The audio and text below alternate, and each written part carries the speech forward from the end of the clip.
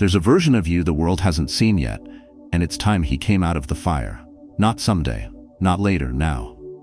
You weren't made to live numb, lost in noise, buried under regrets. You were made to lead with quiet strength, to build unshakable discipline, to own your time, and forge a path that no one can break. There's a warrior inside you, not loud, not reckless, but steady, resilient, and focused. He doesn't chase motivation. He builds habits. He doesn't explain, he eliminates. This is not about hype. It's about clarity. It's about finally resetting your life, burning the old you, the excuses, the delays, and stepping forward with fire in your chest and steel in your spine. The world will try to pull you back into distraction, comfort, and weakness. But this is your moment to restart stronger, to refocus fully, to guard your energy like your life depends on it, because it does. What you're about to watch isn't just advice, it's a blueprint. A system built on Stoic philosophy, rooted in timeless truth, refined by battle-tested minds. If you're tired of wasting time, tired of weakness, and ready to rebuild yourself from the ground up, this is where it begins. Hit that like button, subscribe if you're ready to destroy your limits, and let's light that fire. This isn't motivation, this is transformation. Let's begin. 1. Reset your life. Burn the old you. You wake up not because the alarm goes off, but because something inside you finally refuses to sleep through life. The one that's been buried beneath broken promises, half-built goals, and years of playing small starts to flicker again. It's not loud, it doesn't need to be, but it burns with a message too strong to ignore. You cannot carry the old version of yourself into the future you deserve. Resetting your life isn't about running away from the past. It's about tearing down the outdated structure you've been trapped inside and rebuilding with fire in your chest. Most people wait for permission to begin again. They wait for the perfect timing, for someone to believe in them, for the past to somehow rewrite itself. But the truth is brutal and liberating at the same time. You don't need permission, you need to burn. What does it mean to burn the old you? It means releasing every false belief that says you're not enough.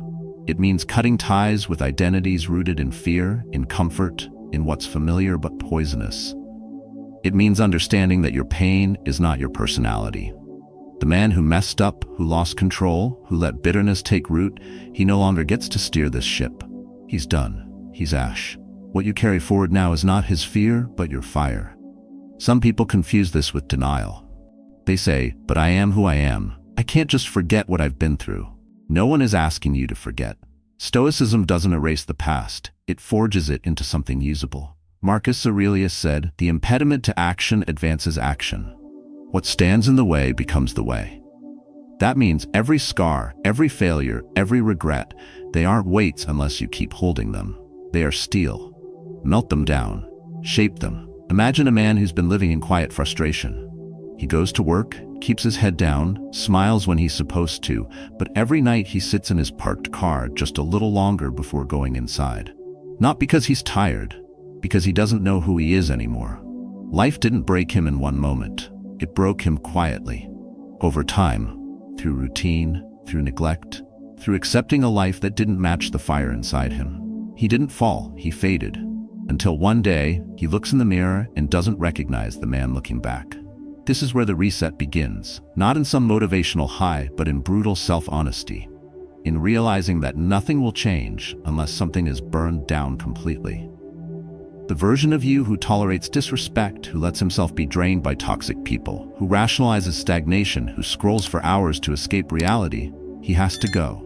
Not slowly, not eventually, now. And no, it doesn't start with a dramatic announcement. It starts quietly, with one honest question. What do I need to let go of to become who I'm meant to be? The answers won't always be easy. Maybe it's an old relationship where you lost yourself. Maybe it's a job that feeds your bills but starves your soul. Maybe it's the endless cycle of quitting and starting again, hoping one day discipline will show up like a miracle. But it won't. You don't wait for fire, you light it. The Stoics didn't mourn the past, they reworked it into strength. They didn't beg for lighter burdens, they trained for heavier ones. Seneca wrote, "Let us throw off everything that weighs us down." But that requires clarity. What do you still carry that no longer belongs to you? Old guilt? Shame? The need to prove something to people who don't even think about you anymore. The fire that transforms you doesn't come from anger. It comes from clarity. When you finally see that the version of you that's clinging to the past is the exact reason you feel stuck, something inside shifts. You stop negotiating with the old identity. You stop arguing with your excuses. You stop romanticizing who you used to be. You don't owe the old you a conversation. You owe the future you a clean foundation. Burn the emotional clutter. Burn the idea that you're too far gone. Burn the thought that you've missed your chance. Every second you hesitate is a second you gift to weakness. Resetting your life isn't about doing something new. It's about becoming someone new. Someone who acts instead of avoids. Someone who builds instead of escapes. Someone who cuts off what poisons his clarity and rebuilds in silence. So what do you do now? You stop rehearsing regret. You take one bold, decisive step toward the man you were meant to be. Write the letter and delete the draft. Say no without explaining. Wake up an hour earlier and move your body even if your mind resists. Pick one thing and do it without waiting for motivation. Because the moment you act, you've already started the fire. And as that fire grows, the old you will begin to fall away. Not instantly, but undeniably. The more you move forward with intention, the less space there is for who you used to be. One step, one standard, one reset at a time. You want clarity? Burn the noise. You want strength? Burn the comfort. You want your life back? Burn the version of you that wasted it. Reset begins now. 2. Restart stronger. Rebuild with fire. The most powerful version of you doesn't come from success. It's forged in collapse. It doesn't rise in applause, but in silence. When you're alone, when the dust settles and everything you depended on is gone. That's when the real work begins. Not with motivation, but with rebuilding. Not with comfort, but with fire. Restarting your life isn't a weakness. It's not failure. It's choosing to begin again. This time with awareness, with resolve, with a backbone hardened by pain. The modern world teaches you to fear starting over. It glorifies stability, even when that stability suffocates you. You stay in jobs that drain you, relationships that cage you, habits that numb you, because the idea of starting from zero terrifies you. But what you call zero, the Stoics called potential. To rebuild is to take the wreckage of what broke and turn it into something stronger. The man who has lost everything is dangerous because he's free. He doesn't cling, he doesn't beg, he builds. And he doesn't need a crowd to validate him. He needs a purpose and the willingness to walk through the fire. Seneca wrote, "Difficulties strengthen the mind as labor does the body." The hard path doesn't destroy you. It reveals who you are when nothing is left to hide behind. Imagine a man whose life fell apart. Divorce, job loss, debt, reputation ruined. No one answers his calls anymore. His name used to matter in rooms that no longer remember it. And for a while, he drowns. Not in noise, but in silence. He sits with his own thoughts, with the bitter taste of humiliation and helplessness. The world has moved on, and he hasn't. That's where most men stay, but not all. Some decide that this bottom is the forge. Instead of trying to glue the old life back together, he clears the debris. He stops asking, "How do I get it back?" and starts asking, "What can I build that's never been built before?" He shows up to the gym at 5 a.m. with no one watching. He rewrites his habits one by one, like bricks laid on solid ground. He builds routines with precision, treats time like a soldier treats ammunition, limited and essential. His strength doesn't come from what he lifts, but from what he no longer carries. That's the fire we speak of. Not anger, not revenge, clarity, purpose, relentless action. A man who restarts without bitterness is a force nothing can stop. He knows who left him. He knows who doubted him. He remembers the silence. And yet, he builds anyway. Because he's not chasing status. He's earning inner freedom. The common mistake is believing that the past defines the future. People say, "I've failed too much to start again," or "I'm too old to begin from scratch." But age doesn't weaken your ability to rebuild. Only your excuses do. A weak man tries to salvage the broken frame. A strong man tears it down and rebuilds from the foundation. And the Stoics? They never chased what was lost. They accepted what was. Then they acted. The old path is gone. That's the point. Don't try to walk it again. Don't try to revive something that was meant to end. Let the destruction be complete so the reconstruction can be pure. Because when you rebuild consciously with discipline, with a clear mission, you don't just recreate your past. You craft something the old version of you was never capable of. Rebuilding means becoming ruthless with your time, your thoughts, and your circle. It means creating habits that aren't fueled by short bursts of excitement, but anchored in identity. The man who builds doesn't skip days because he doesn't feel like it. He shows up because it's who he is now. His actions are no longer tied to feeling, they're tied to character. So how do you restart with fire? You stop talking. You stop announcing. You start moving in silence. You write a new morning routine and follow it like your life depends on it. Because it does. You turn your evenings into a sacred space for growth, not escape. You cut out the habits that feed numbness. You replace them with systems that breed self-trust.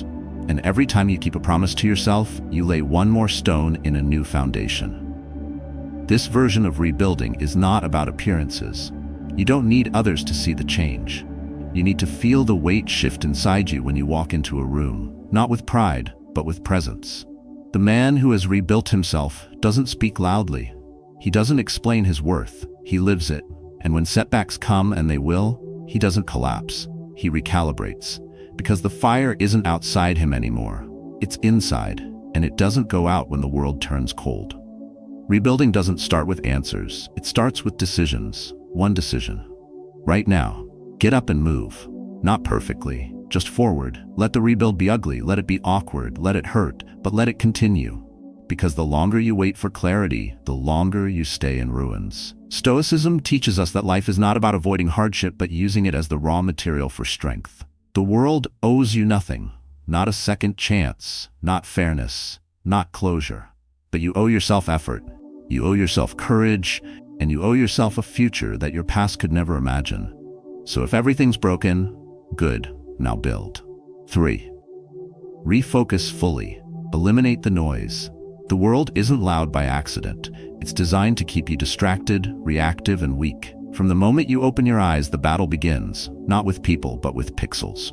You reach for your phone, scroll without thinking, and feed your mind junk disguised as information. You drown in notifications, opinions, headlines, and empty updates. And in all that noise, something more important is getting drowned. Your purpose. To refocus is to reclaim that purpose.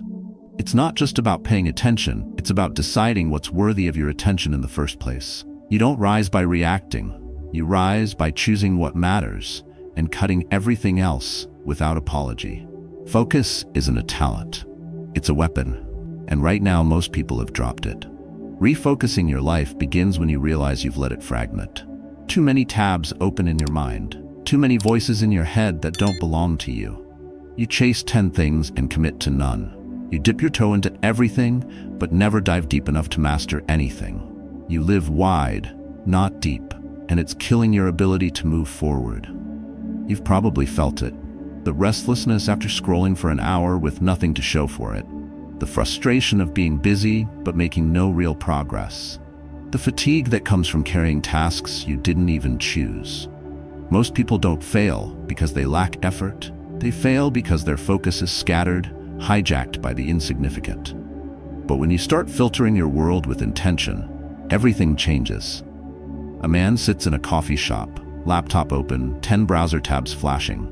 His to-do list stares back at him, but he's checking emails, replying to messages, glancing at headlines, switching between projects every 10 minutes. By the end of the day, he's exhausted, but he hasn't finished anything. That's not work. That's noise dressed as effort. Focus is not about doing more, it's about doing what matters and cutting the rest without guilt. The Stoics lived by this. Epictetus taught that freedom is not found in possessions or distractions. It's found in mastering your own mind. He said, "Wealth consists not in having great possessions, but in having few wants." Apply that to your attention. Stop wanting to know everything. Stop needing to respond to everything. Stop acting like your time and energy are infinite. They're not. And what you allow in determines what you become. Distraction is the enemy of discipline, and it hides well. It doesn't always look like laziness. Sometimes it looks like productivity, just not the kind that actually moves your life forward. You answer emails but avoid your mission. You clean your desk but delay the hard conversation. You check analytics but never create. It's a distraction wrapped in justification, and it's why most people stay stuck. Refocus means building mental walls. Not to shut out the world completely, but to let in only what sharpens you. You create non-negotiable windows of deep work. You turn off the noise. You delete what drains. You stop saying yes by default. You give your time like a warrior gives trust, slowly, carefully, and only to what strengthens the mission. This isn't about being perfect. It's about being ruthless with what deserves your energy. A Stoic doesn't chase scattered tasks. He sets a target and locks in. He says no more than he says yes. He knows that every yes is a trade. Say yes to distractions, you say no to growth. Say yes to gossip, you say no to clarity. Say yes to reacting, and you say no to rebuilding. So what do you do right now? You stop the mental multitasking. You turn off the feed. You write down one clear goal for the day, one action that moves you closer to your rebuilt life. Then you do it without switching, without flinching, without looking for escape. And if your mind tries to wander, you bring it back. Not once, but every time. That is the focus, not some mystical state, but a decision repeated until it becomes who you are. This is where the fire of refocus begins. Not with doing more, but with cutting more. You don't need another app, another planner, another video. You need a reason. And when your reason is clear, your distractions become obvious. You can't chase everything. You're not meant to. The man who focuses like a warrior moves further in 1 year than the scattered man does in 10. It's not easy. The world wants you diluted. The algorithm wants your attention. But your future needs your discipline. And that means choosing solitude over noise, depth over speed, clarity over chaos. This isn't about rejecting the world. It's about choosing what part of it gets your time, your thought, your soul. So clear the mental desk. Unfollow, unsubscribe, say no. Not with anger, but with power. Because your focus isn't just about productivity, it's about identity. You are what you give your attention to. Train it like a soldier, sharpen it like a blade, and direct it like a man who refuses to live distracted. Focus is fire. Guard it, feed it, wield it. Let it burn through everything that doesn't belong. 4. Guard your energy. Cut the parasites cold. You don't run out of energy because you're old.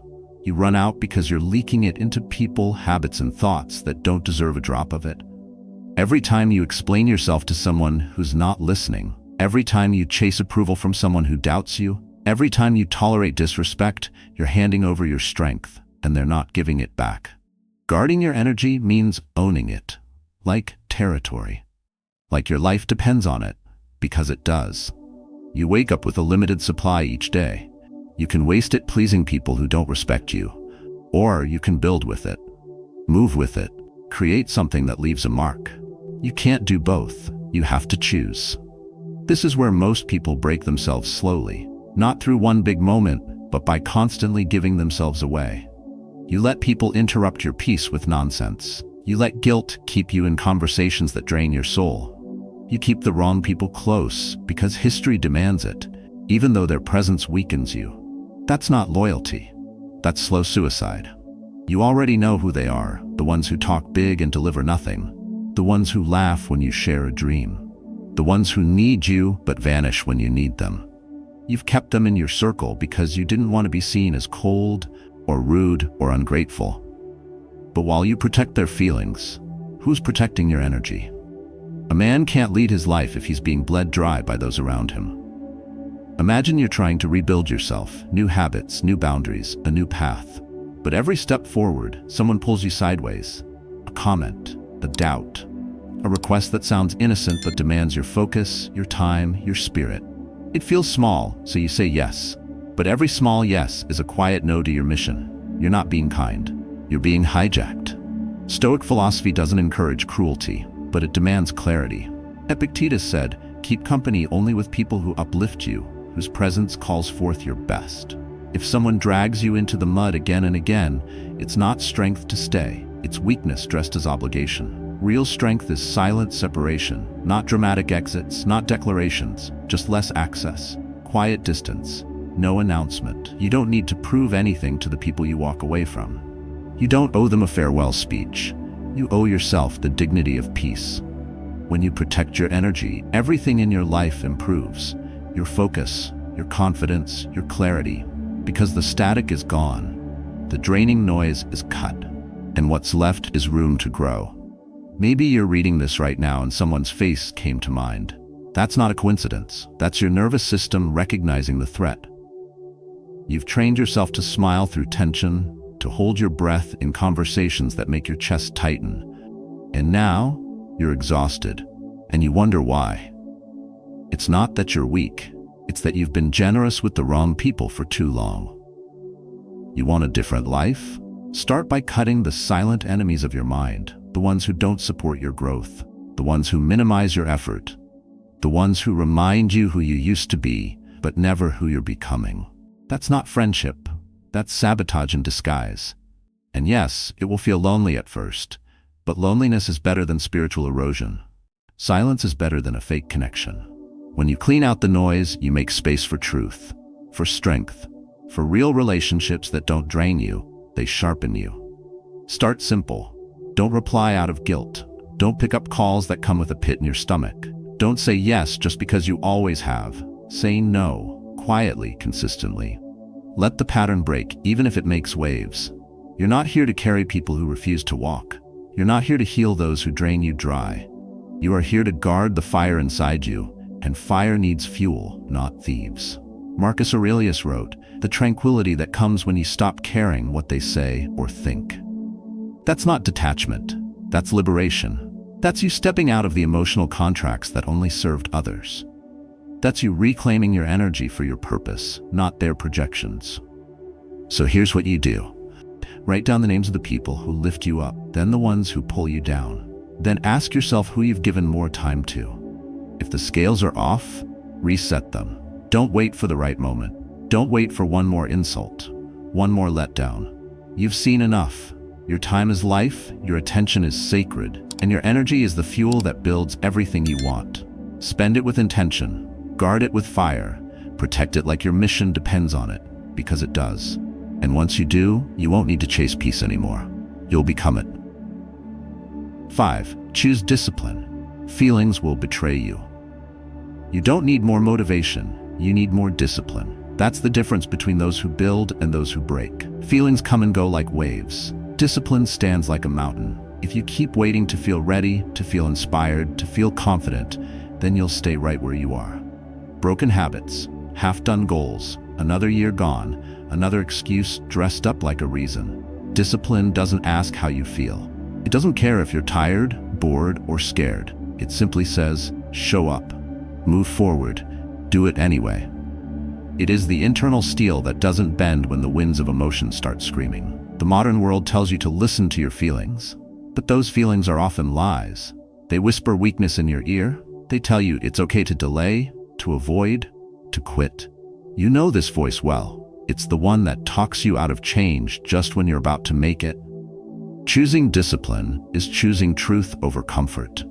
It's looking in the mirror and seeing not just who you are, but who you refuse to be. It's doing the work when no one's watching, when no one's cheering, when no one even knows what you're trying to change. It's personal. And that's why it works. You already know the moments where your discipline dies. You promise to wake up early, but hit snooze. You tell yourself this is the last day you eat junk, but cave in at night. You open a book, but scroll instead. None of these are massive failures, but they add up. They shape your identity, and slowly you become someone you no longer respect. Now imagine this. You wake up tomorrow, and without thinking, you start moving. No internal debate, no bargaining. You follow through with your routine.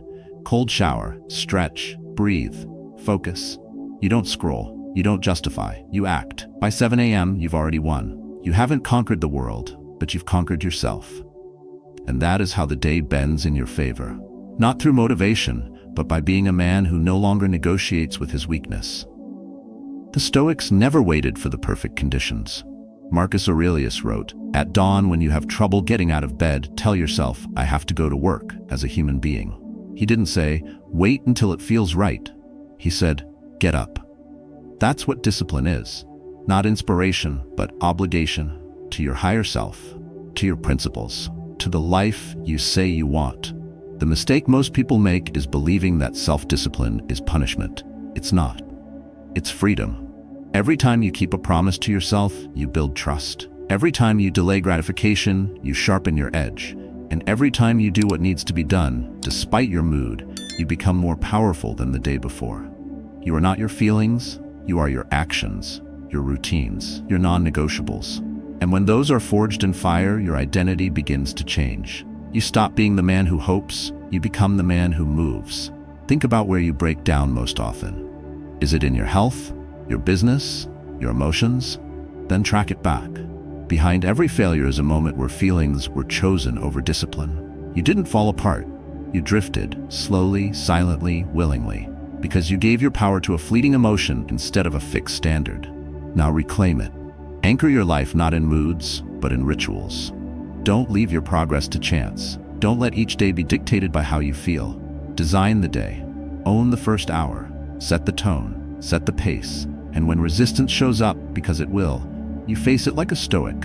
Unshaken. You do not ask it to go away. You walk through it. Discipline is built in the small moments. It's built when you turn off the screen and go to bed on time. When you say no to what feels good now for what serves you long term. When you repeat the same essential habits so often, they become who you are, not something you do. You want to change? You want strength? Then stop making it optional. Build your life like a temple, not a tent. Something solid. Something that doesn't move every time the storm comes. You're not soft. You're not broken. You've just been trained to obey your feelings like they're gods. They're not. They are noise. You are signal. And the moment you stop asking them for permission is the moment you begin to take your power back. So here's where it begins. Choose one habit you've been avoiding. Just one. And for the next 7 days, do it. No matter how you feel. Tired? Do it. Unmotivated? Do it.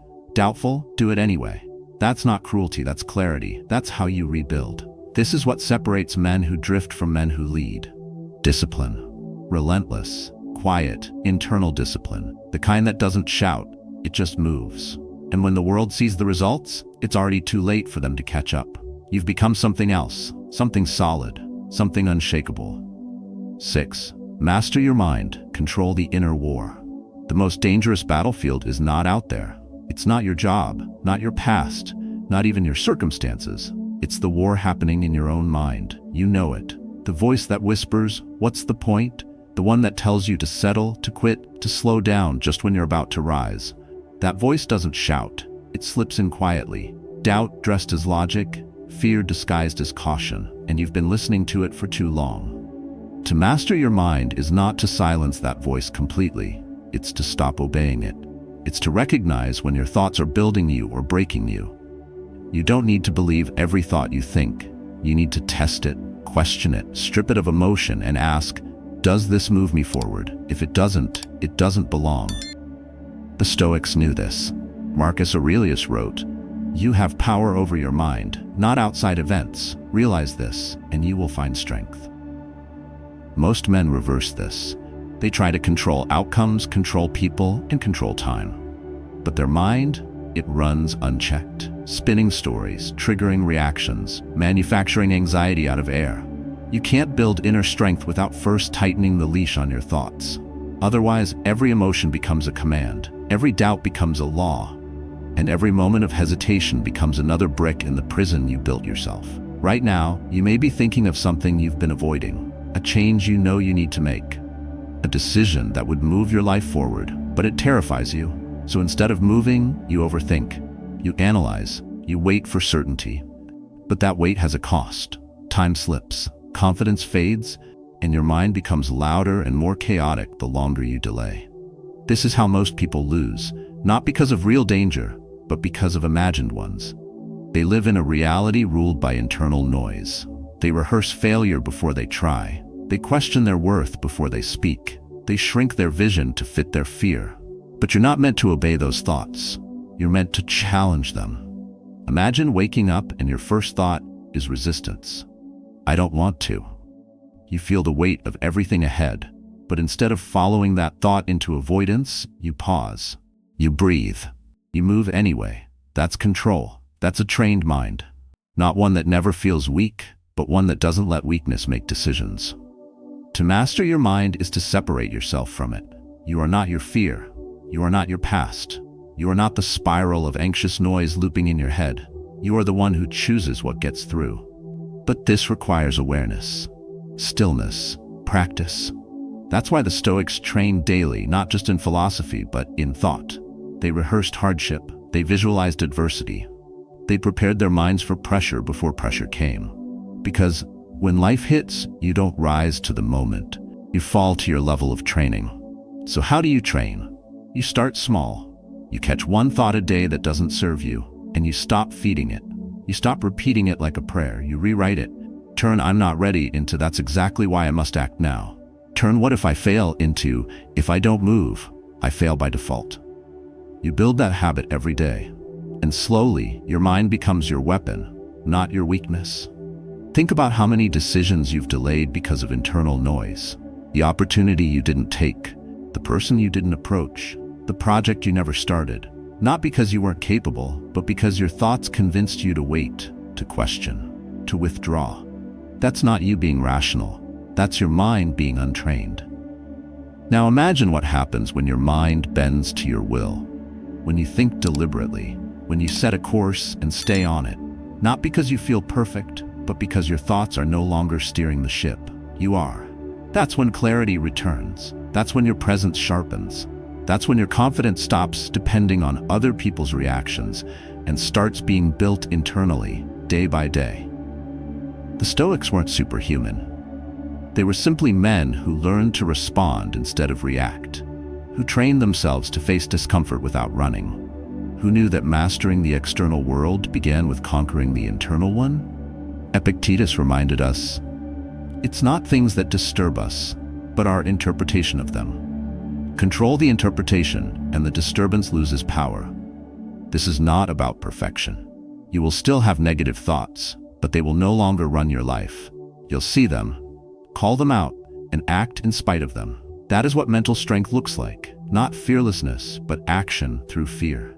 Not silence, but clarity in the noise. And once you taste that kind of control, you won't go back. So what do you do now? You make your mind your responsibility. You stop waiting to feel better, and you start training better. Each time you override a negative thought with purposeful action, you win. Not just today, but permanently.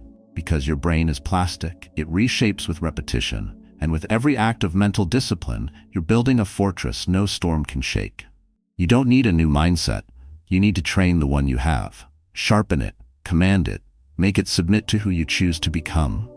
You already have the weapon. Now wield it. 7. Own your time. Stop wasting your one life.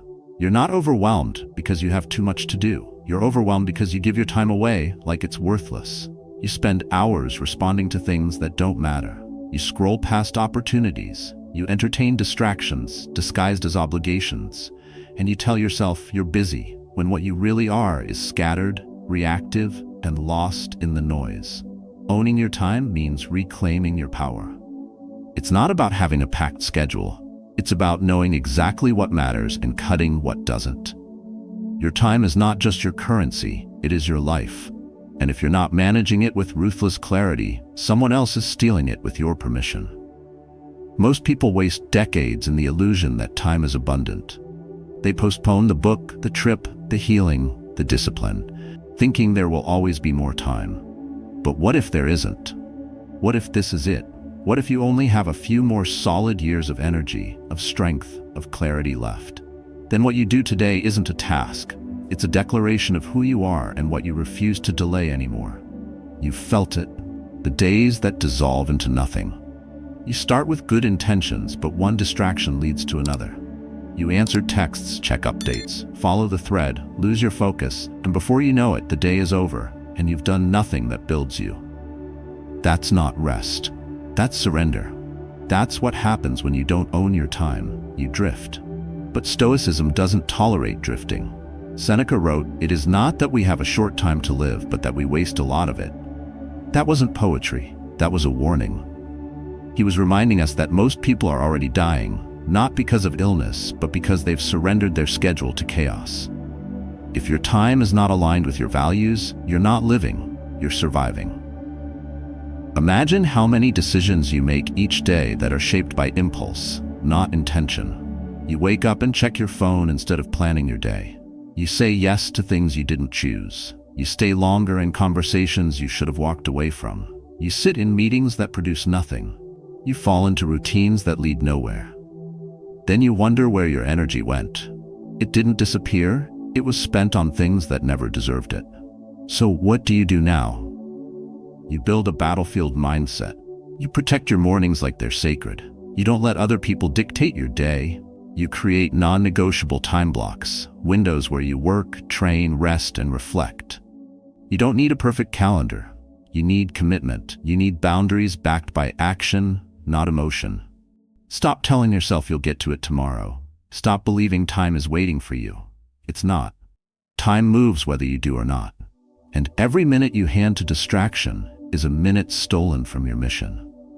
That mission might be physical strength, building a business, healing from the past, or becoming the man your younger self needed.